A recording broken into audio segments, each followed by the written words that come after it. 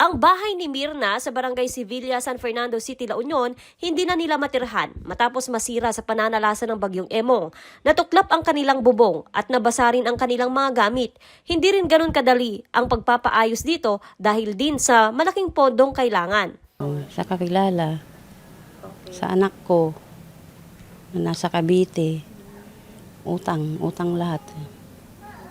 Isinailalim sa state of calamity ang lalawigan ng La Union dahil sa matinding epekto ng bagyong Emong at para matulungan din ang mga lokal na makabangon sa tulong ng iba't ibang calamity assistance. Kasabay ng deklarasyon, na-activate rin ang iba't ibang calamity loans mula sa iba't ibang sangay ng gobyerno kasama ang Social Security System o SSS. Calamity loan ng SSS, nagsimula siya ng August 6 at magtatapos siya ng September 4. So 1 month lang yung pwedeng mag-claim ng calamity loan.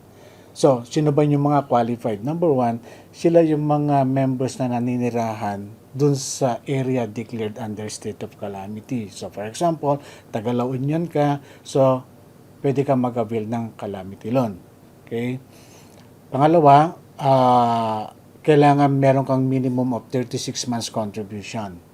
So kahit meron kang existing na salary loan, provided updated ka doon, pwede kang mag-avail ng calamity loan. Pero kung hindi ka updated dun sa salary loan mo, dun sa payment mo, hindi ka makakwalify dun sa calamity loan. Ang nasabing oportunidad magtatagal na lamang sa September 4. Maari pa raw humabol dito ang mga nais at kwalipikado sa aplikasyon ng calamity loan. Ang calamity loan natin, depende dun sa bracket na binabayaran, minimum of 5,000 and a maximum of 20,000. 7% per annum. 2 years. Within 2 years to pay. Pwedeng bumisita sa tanggapan ng SSS o di kaya mag-apply na lamang online. Importante na nakaregister sa online application ng SSS. Joanne Ponsoy, Balitang Solid North.